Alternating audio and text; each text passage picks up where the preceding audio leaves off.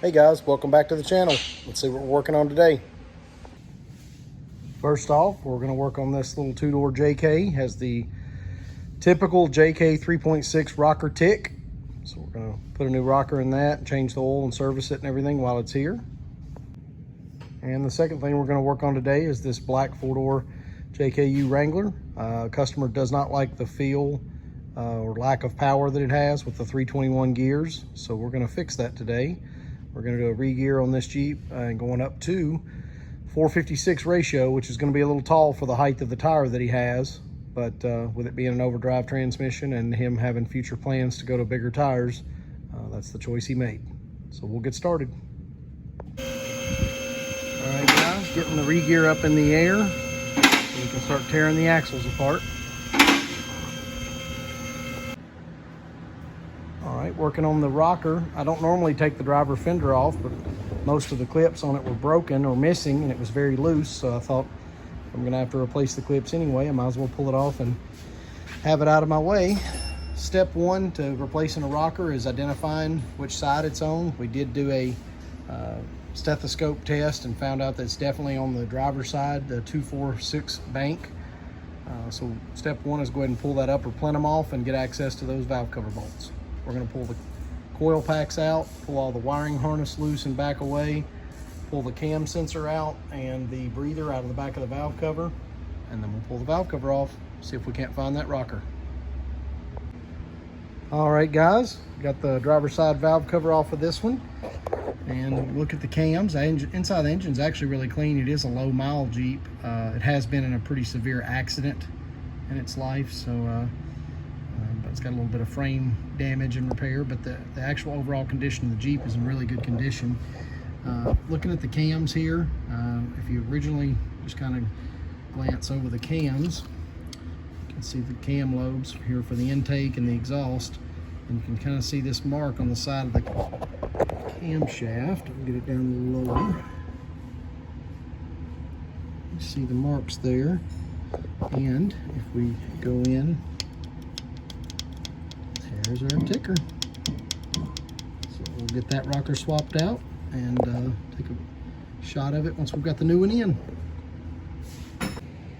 All right, guys, here's a shot of that rocker that's bad, and if you'll really pay attention to that roller as I push up from the bottom, see that movement? That is the tick. So we're going to put a new rocker in this one and take care of that. Can't really hear it on camera, but it is ticking when you swing it and that bearing has failed. So we'll get a new one in it and get it back together.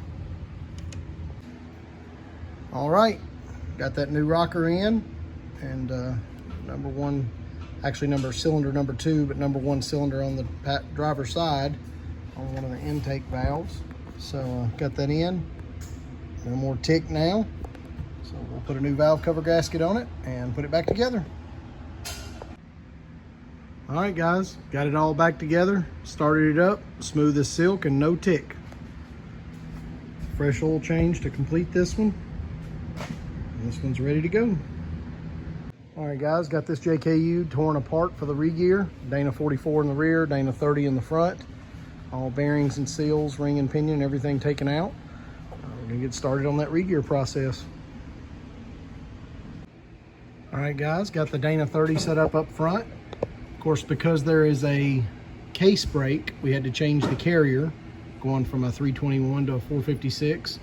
I've got about 6 thousandths of backlash, almost 7 thousandths.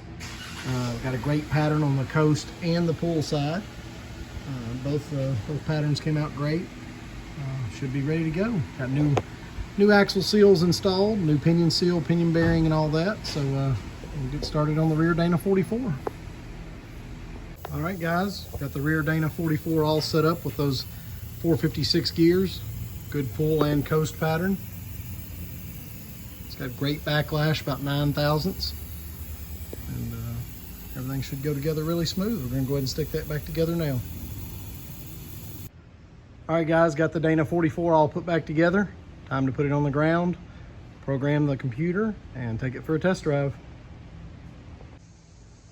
Well, all right, guys, there it is. Got the programmer all hooked up. Drove it around the block. Definitely going to be a big power boost, an increase with that lower gear ratio, and gives him some room to grow with his tires in the future. All right, guys, thanks for joining. It was a hot day here in the shop in Tennessee. We do appreciate you guys checking us out, watching the videos. Remember to like, share, and comment. And then always check us out on Richter's Off-Road Performance on Facebook.com and see what we do every day. We appreciate it. We'll see you next time. Thanks.